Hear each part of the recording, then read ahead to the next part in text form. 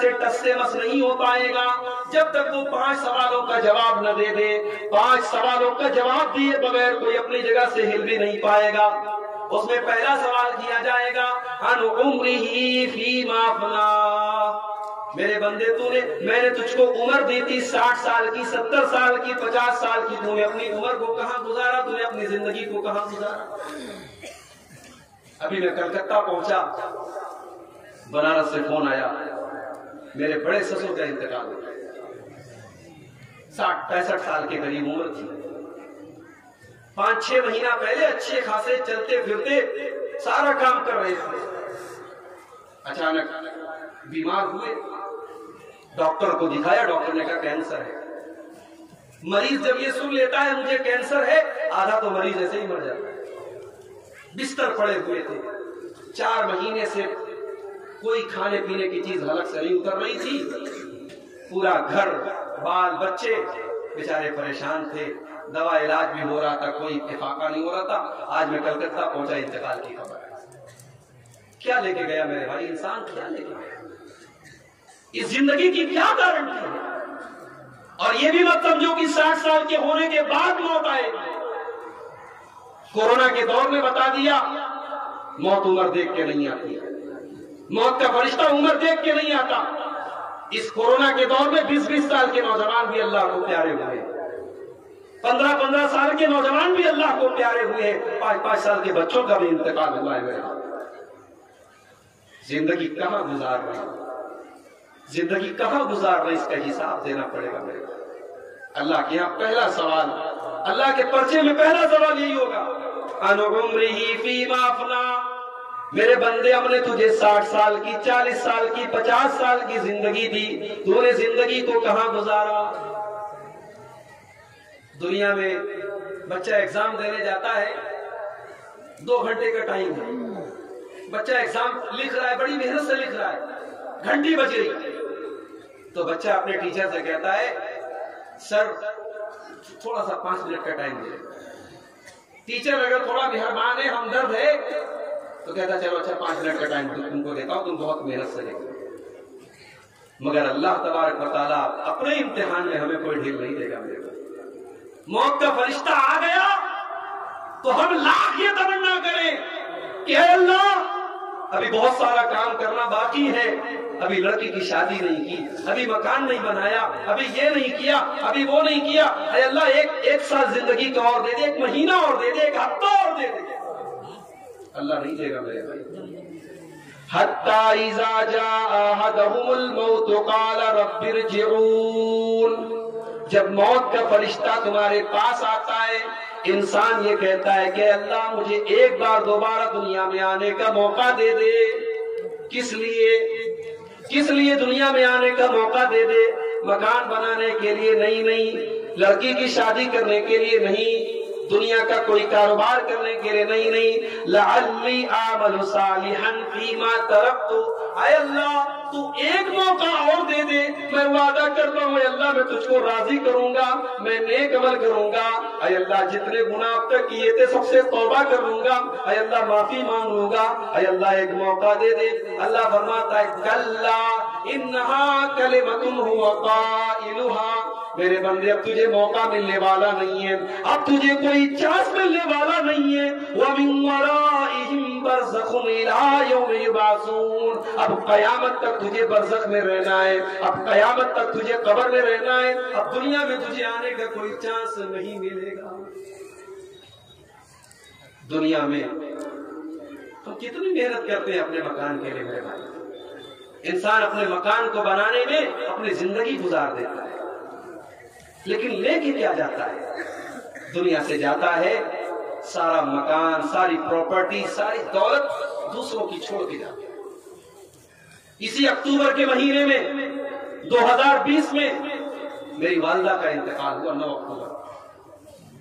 ابھی 3 بھائیوں کی شادی کرنی تھی، بڑے خواب تھے میری والدہ کے. شوگر پیشنٹ تھی، اچانک بیمار ہوئی، ہاسپٹل لے کے گئے. ہاسپٹل جانے کے پہلے ہی راستے میں ساری چیزیں، سارے خواب، سارے ارمان سب ٹھاٹ پڑا رہ جائے گا. جب لاد چلے گا بنجارا میرے بھائی انسان کے ساتھ کچھ نہیں جاتا، سب دنیا میں ہے۔ اللہ کے نبی فرماتے ہیں قیامت کے دن پہلا سوال کیا جائے گا میرے بندے تو نے اپنی زندگی کو کہاں گزارا؟ دوسرا سوال وَعَنْ شَبَابِهِ فِيمَا أَبْلَىٰ، اے میرے بندے تو جب تو 20 سال کا تھا، اے میری بندی جب تو 16 سال کی تھی، جب تیرے اندر خوبصورتی تھی، جب تیرے اندر طاقت تھی، جب تو اللہ کو راضی کر سکتا تھا، جب تو اللہ کو راضی کر سکتی تھی، اے میرے بندے اے میری بندی تو نے اپنی جوانی کو کہاں گزارا؟ میرے نوجوان ساتھیوں ذرا اپنے دل پر ہاتھ رکھ کے بتاؤ تم اللہ کو کیا جواب دو گے؟ تم نے اپنی جوانی کو کہاں گزارا؟ کوئی آج لڑکیوں سے باتیں کرنے میں گزار رہا ہے، کوئی زنا کرنے میں گزار رہا ہے، کوئی شراب کی اڈوں پر گزار رہا ہے، کوئی حرام کام کرنے میں گزار رہا ہے، کوئی جوا کھیلنے میں گزار رہا ہے، کوئی موبائل پر PUBG گیم کھیلنے میں گزار رہا ہے۔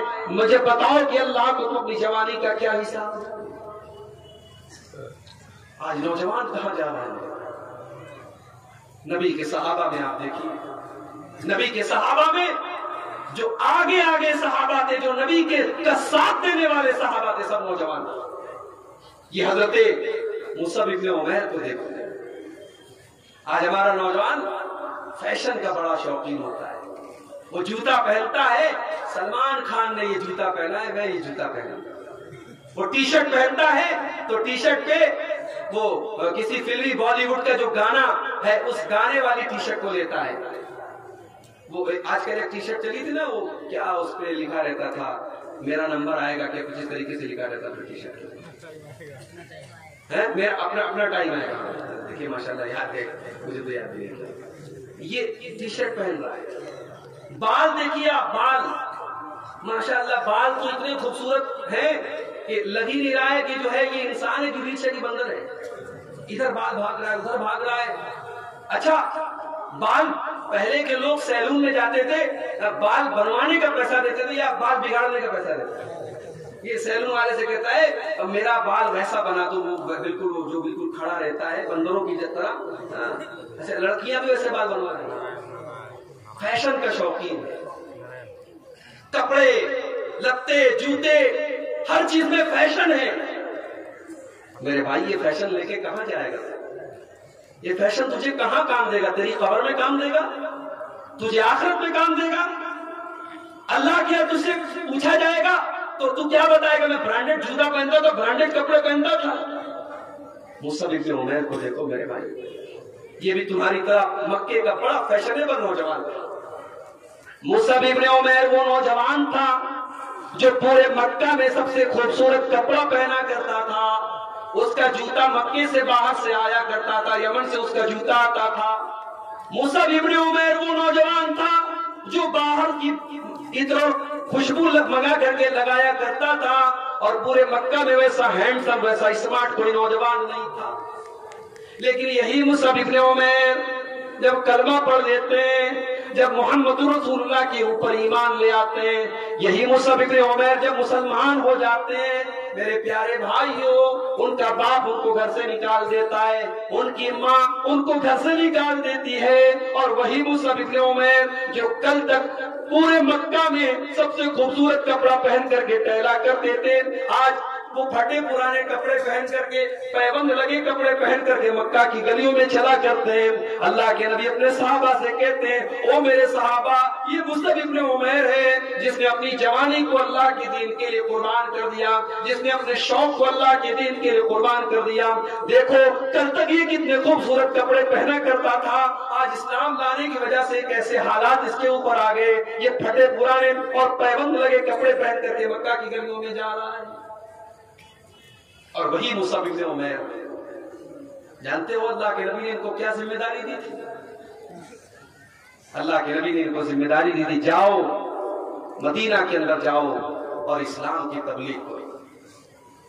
مصعب ابن عمیر مدینہ پہنچتے ہیں اور بہت کم ٹائم میں تبلیغ کے ذریعے وہاں کے مدینہ کے لوگوں کو مسلمان بناتے ہیں، اسلام کی تبلیغ کرتے ہیں۔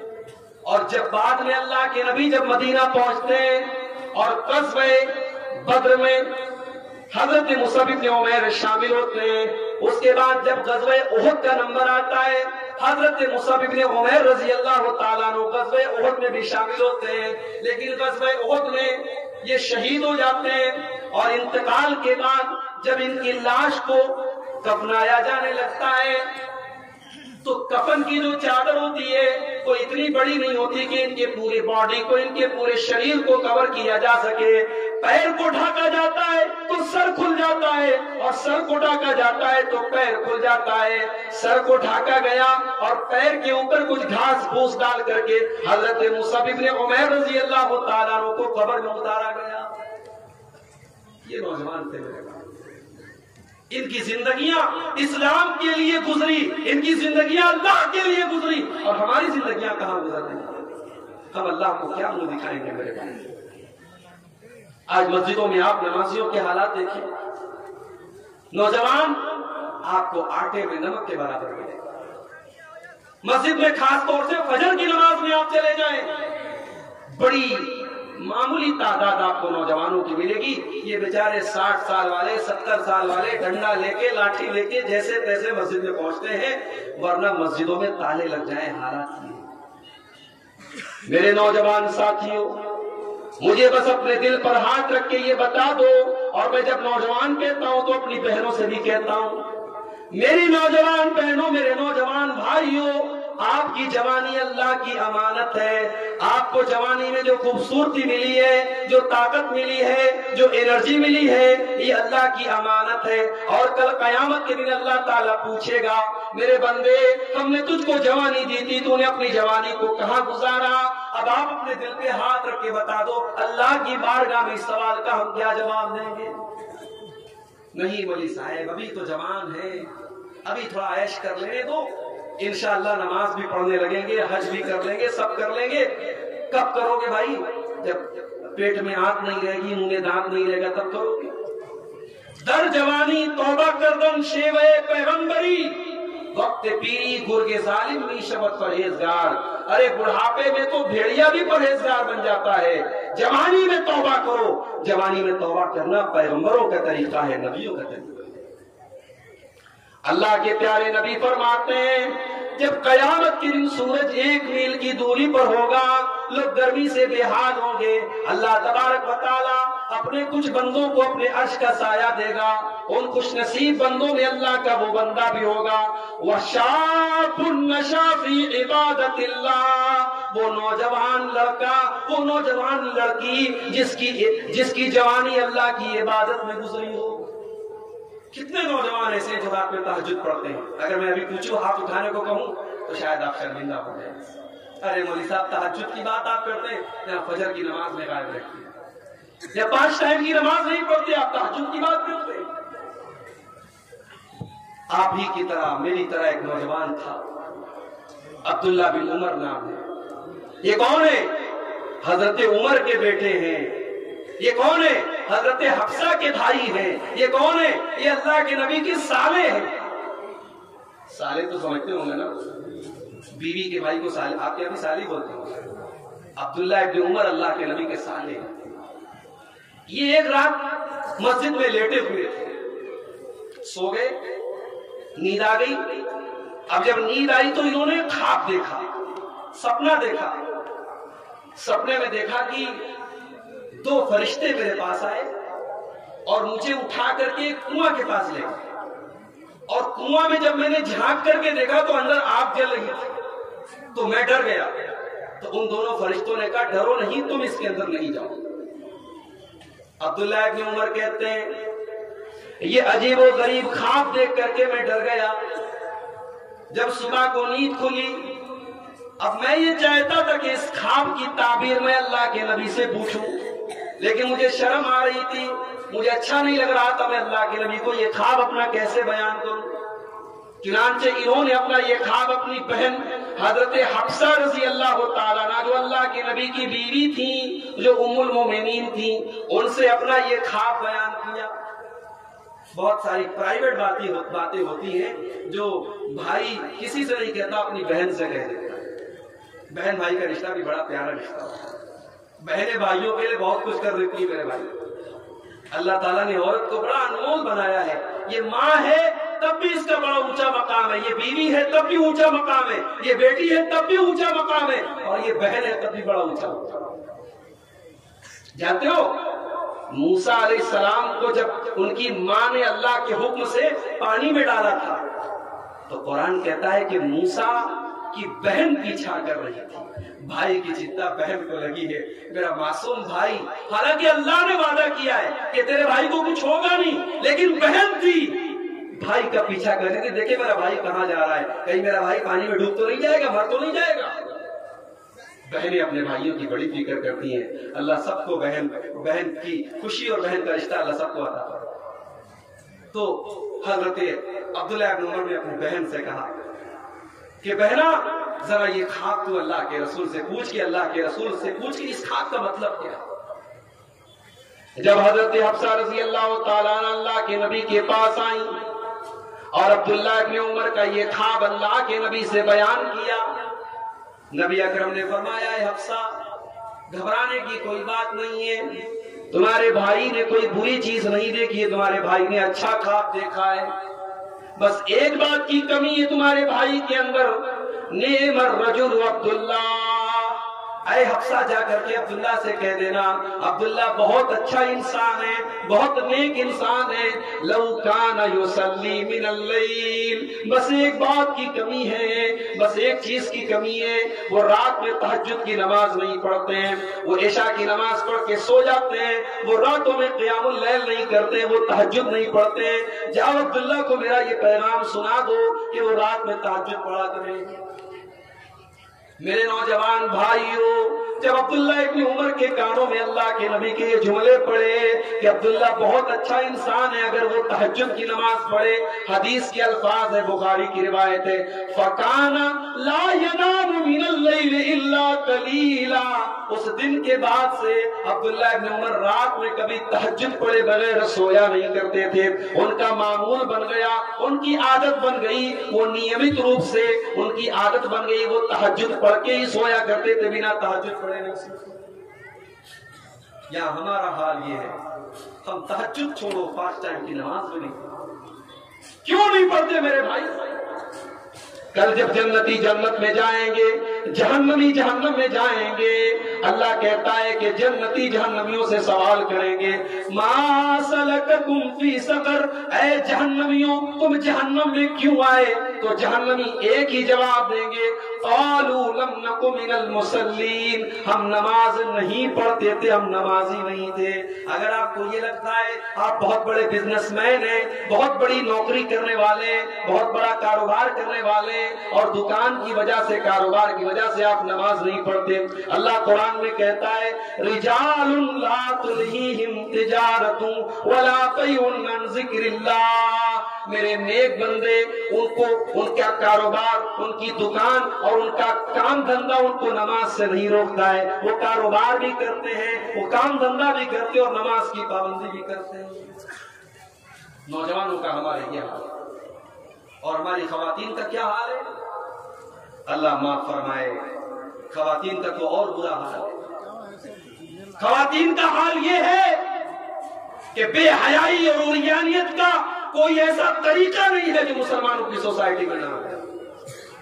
ایسے ایسے کپڑے آج مسلمان عورتیں پہن رہی ہیں میرے بھائیوں، کہ کپڑا پہننے کے باوجود سارا بدن اور بدن کے سارے اعضاء نظر آ رہے ہیں، جس بے حیائی سے اللہ کے نبی نے 1400 سال پہلے روکا تھا، اور قرآن کریم نے نام لے کر کے کہا تھا وَلَا تَبَرُّجْنَ تَبَرُّجَ الْجَاهِلِيَّةِ الْأُولَىٰ، اے مسلمان عورتوں تم بن ٹھن کر کے، سمر کر کے، اپنی نمائش کر کے، اپنے آپ کو نمایاں کر کے، اپنے آپ کو اوپن کر کے، اپنے جسم کی نمائش کر کے گھر سے مت نکلا کرو۔ آج مسلمان عورت وہی کام کرے، آج مسلمان لڑکیاں ٹی شرٹ اور جینس کی پینٹ پہن کر کے آپ کو سڑکوں پر گھومتے ہوئے مل جائیں گی۔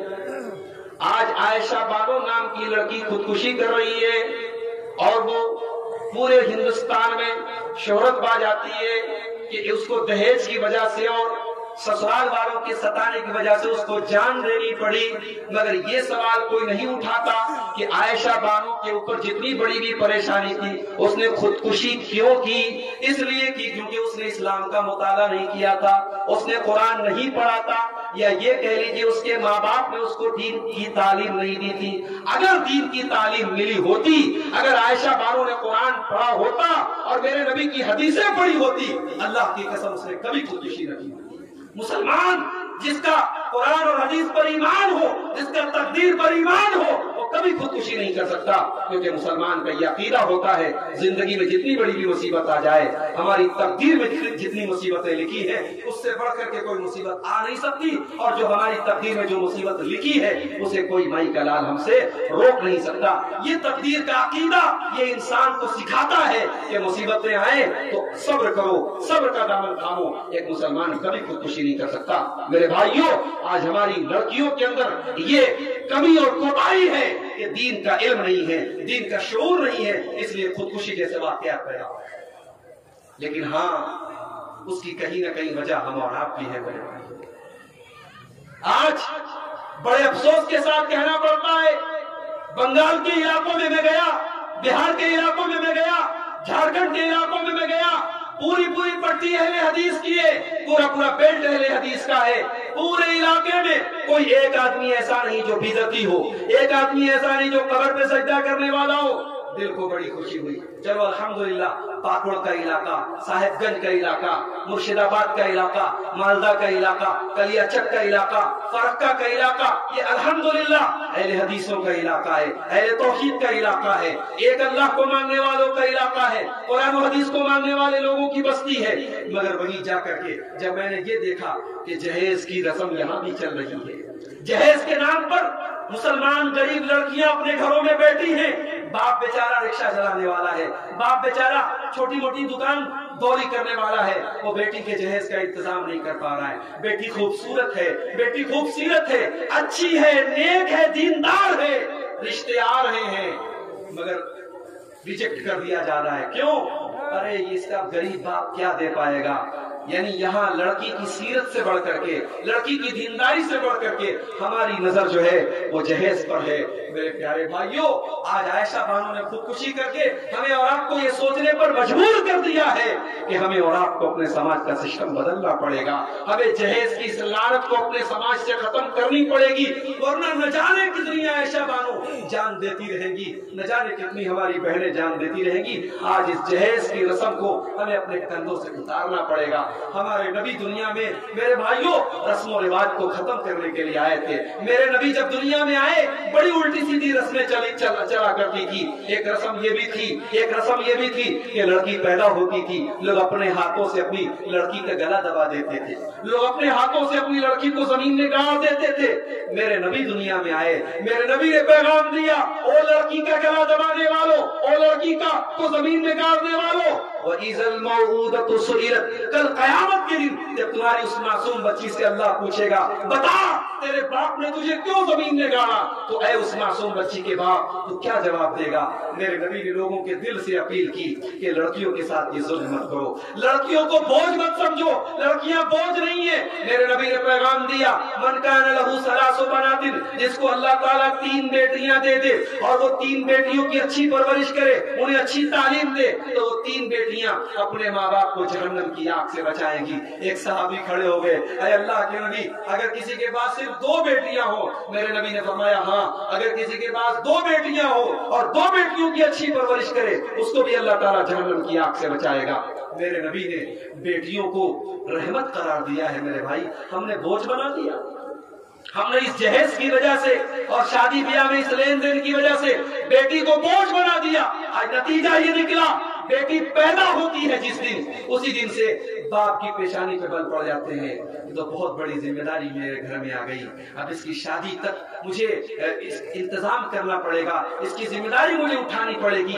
گویا ہم نے ایسا سسٹم بنا دیا سماج کا، بیٹی بوجھ بن گئی. میرے بھائیوں، اگر بیٹی بوجھ ہوتی، بیٹی پریشانی کا سبب ہوتی، بیٹی سمسیا ہوتی، میرا اللہ، میرا رب اپنے نبی کو 4 بیٹیاں نہ دیتا. میرے نبی کو اللہ نے 4 بیٹیاں دی تھی، اور میرے نبی اپنی بیٹیوں سے بہت پیار کرتے تھے. میرے نبی اپنی بیٹیوں کی آنکھ میں کبھی آنسو نہیں دیکھتے تھے. میرے نبی کی سب سے بڑی بیٹی تھی زینب کی شادی ہوتی ہے ابو العاص سے. ابو العاص ابھی مسلمان نہیں ہوئے تھے، کلمہ نہیں پڑھا تھا. غزوہ بدر میں مسلمانوں سے لڑنے کے لیے آ گئے تھے. جب غزوہ بدر ختم ہوئی ابو لاس قیدی بنا کر کے لائے گئے اور سارے قیدیوں کے ساتھ نبی کا یہ داماد بھی لایا گیا. نبی کی نظر پڑی اپنے داماد کے اوپر. نبی کچھ نہیں کر سکتے. اسلام کا قانون سب کے لیے برابر ہے. نبی کا داماد بھی لڑتے ہوئے پکڑا گیا ہے تو قیدیوں کے ساتھ گرفتار ہو کر کے آیا ہے. مکہ سے لوگ اپنے اپنے قیدیوں کو چھڑانے کے لیے پیسہ لے کر کے آئے, عورتیں زیور لے کر کے آئیں. نبی کی بڑی بیٹی, نبی کی لاڈلی بیٹی, نبی کی پیاری بیٹی حضرت زینب رضی اللہ تعالیٰ عنہ